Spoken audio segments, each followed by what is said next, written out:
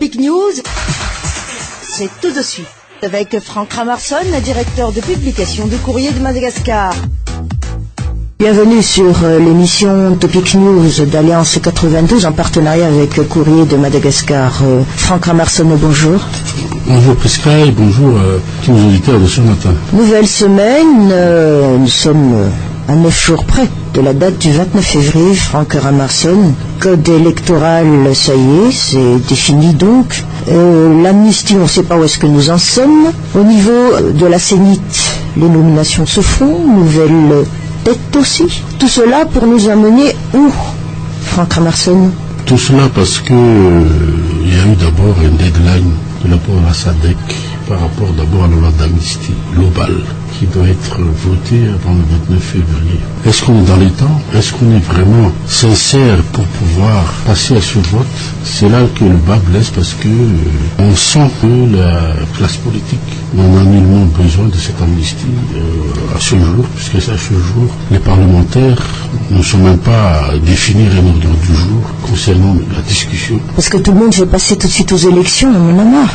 C'est normal, non? Mais il n'y a pas d'élection possible sans un apaisement. Pour avoir l'apaisement, donc, il faut appliquer l'article 16 de la feuille de route, concernant la libération d'abord des prisonniers politiques, l'ouverture des stations qui ont été fermées depuis 2009, je dirais aussi l'abandon des poursuites judiciaires, etc., etc.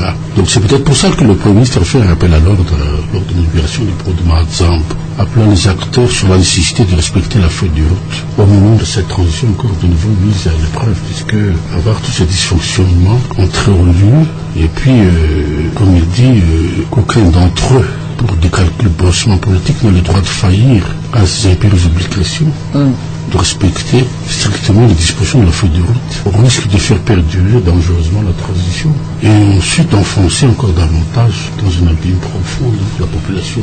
On voit bien qu'il veut respecter ses engagements qu'il a fait lors de la prise de pouvoir, la passation donc en tant que Premier ministre. La seule qui le mène à la tête de ce gouvernement, c'est d'être un gouvernement à la tête d'un gouvernement inclusif, consensuel d'union nationale, et qui va faire aboutir à la tenue d'élections libres et transparentes, c'est-à-dire respectant en termes et strictement exacts de la teneur de feuille de route. Je pense qu'il y a quand même certaines zones de turbulence qu'on connaît, il y a eu des couacs, mais espérons que aussi son vis-à-vis qui est à la présidence de la transition est consciente que le pays traverse réellement une réelle grave crise qui risque encore, donc, comme je l'ai dit tout à l'heure, d'enfoncer encore la population dans cette misère.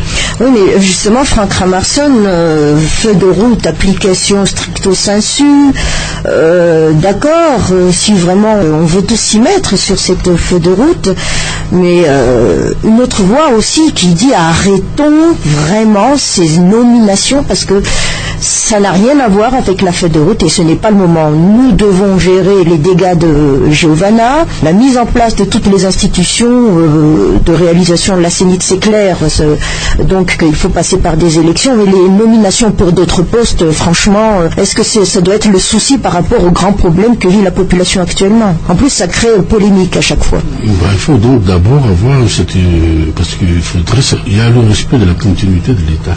Et donc là, les nominations proviennent surtout de ces ministères qui viennent d'être nommés. Et effectivement, est-ce une priorité?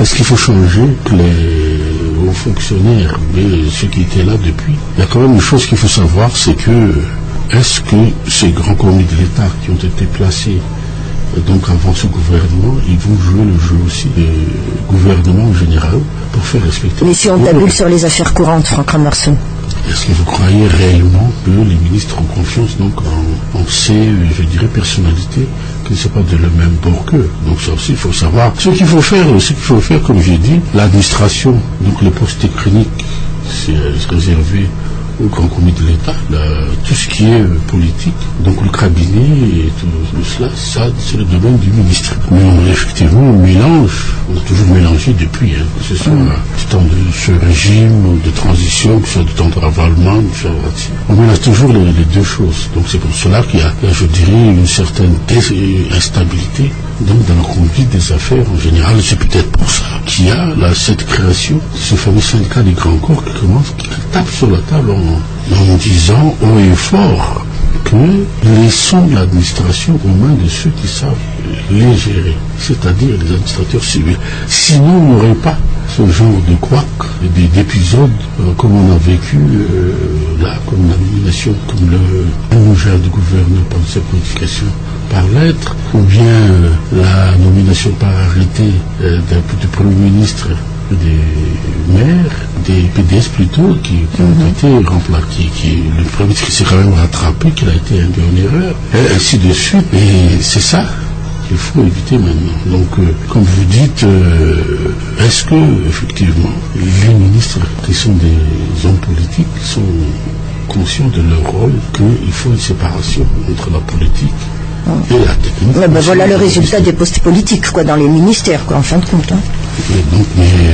Moi, je ne pense pas que ce soit le vrai problème qui se pose. Le vrai problème, est-ce que les hommes politiques, est-ce que le président de la transition veut réellement qu'on termine cette crise et qu'on va vers des élections libres et crédibles? Est-ce que réellement ils sont de bonne foi? C'est la question que tout le monde se pose actuellement, parce que vu quand même comment c'est géré d'un côté d'une manière unilatérale les problèmes, et qu'on a dit déjà à maintes reprises que le gouvernement qui n'aura plus donc de nouveaux projets, quand on parle encore aujourd'hui qu'il y a des hommes d'affaires sur le plan économique, des hommes d'affaires thaïlandais qui viennent pour prospecter, pour donc faire des contrats sur la fourniture d'énergie éolienne, et quand on signe des contrats pour l'achat en crédit bail de Airbus A340, ou bien des contrats commerciaux avec Air France, avec Air France. Donc ce sont quand même des grands projets qui hypothèquent l'avenir de Madagascar, que ce sont des projets qu'il fallait d'abord que ce soit des élus, un gouvernement élu, qui mènent, parce que, quoi qu'on dise, l'achat de grands potentiels, donc, même si un crédit bail de 2 avions à 340 passe par le Parlement. Parlement élu. C'est pour cela qu'il y a un problème même avec les investissements chinois.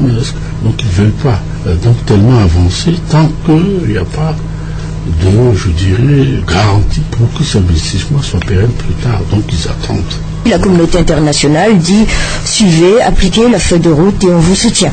Voilà, donc c'est le message de l'Union européenne. Et le message de l'ambassadeur de France, c'est très clair là-dessus. Il ne faut pas non plus bifurquer, aller vers des dalles pour des calculs politiques. Moi, je pense qu'il faut que tout le monde soit sincère et de bonne foi, et qu'il faut donc soutenir les propos de ce Premier ministre qui veut accomplir déjà son rôle de chef de gouvernement consensuel et inclusif. Dites-moi, Franck Ramarson, est-ce que l'autre serait en train de rêver si on pense que code électoral donc défini, on pense à une autre réunion donc de ces parlementaires pour l'amnistie avant la date 29 février, est-ce que pour l'autre c'est un rêve ou c'est l'absurde? Quand je dis l'autre, c'est le citoyen qui veut vraiment en terminer, Il s'agit d'avoir, de la bonne volonté, de la bonne foi. Si on veut parce que je pense qu'il y a beaucoup de partis politiques qui ont pensé à cette loi d'amnistie. Mais si le gouvernement tarde, si on dit qu'il n'y a pas eu de conseil de gouvernement, conseil des ministres, mais l'initiative des lois, il y a aussi des parlementaires, par des propositions de loi. Donc pourquoi les parlementaires eux-mêmes, s'ils trouvent que le gouvernement et la présidente de la transition ne mettent pas encore sur la table leur projet de loi, pourquoi eux ne prendraient pas cette initiative? Ça veut dire donc qu'il y a une certaine complicité quelque part qui fait qu'on veut retarder, on veut donc torpiller la feuille de route pour que cette loi ne soit pas adoptée le 29 février. Oui, mais il y a eu même des personnalités qui ont très bien soutenu cette feuille de route et qui maintenant disent non, ça ne va plus, cette feuille de route ne colle pas, en fin de compte on s'est trompé. Ça c'est typiquement malgache comme raisonnement. C'est-à-dire qu'on veut d'abord avoir le beurre, l'argent du beurre. Et quand on voit que il y a eu beaucoup d'obstacles, et je dirais de difficultés dans l'application, on veut avoir la solution de facilité, quitter la route et aller vers un autre chemin. Et comme ils disent, tous les chemins mènent à Rome. Moi, je ne pense pas qu'on va aller vers des élections libres et crédibles sans la feuille de route maintenant. Donc moi, je crois que tous ceux qui ne veulent pas soutenir cette feuille de route, je pense qu'ils doivent quitter le gouvernement ou le Parlement. Donc moi je crois que là il ne faudrait pas quand même, je dirais, cracher dans la soupe comme on dit.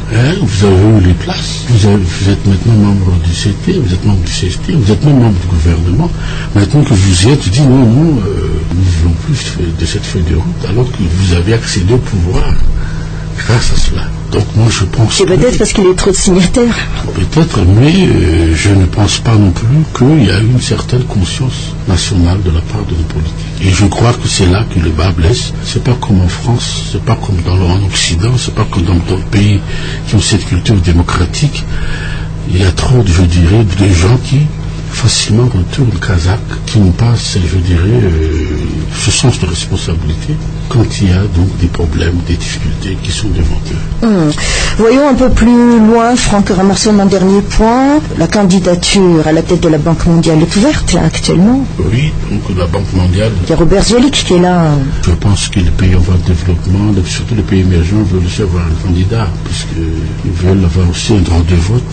Je ne sais pas si là, mais ce qu'on aura donc, puisque vous savez que le FMI est toujours dirigé par une Européenne, la Banque mondiale par un Américain, est-ce qu'on va changer les règles et les mœurs?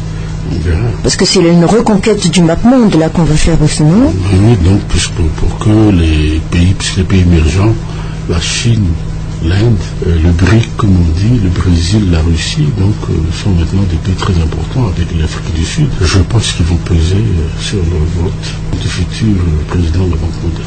Merci Franck Ramarsson. Merci, président.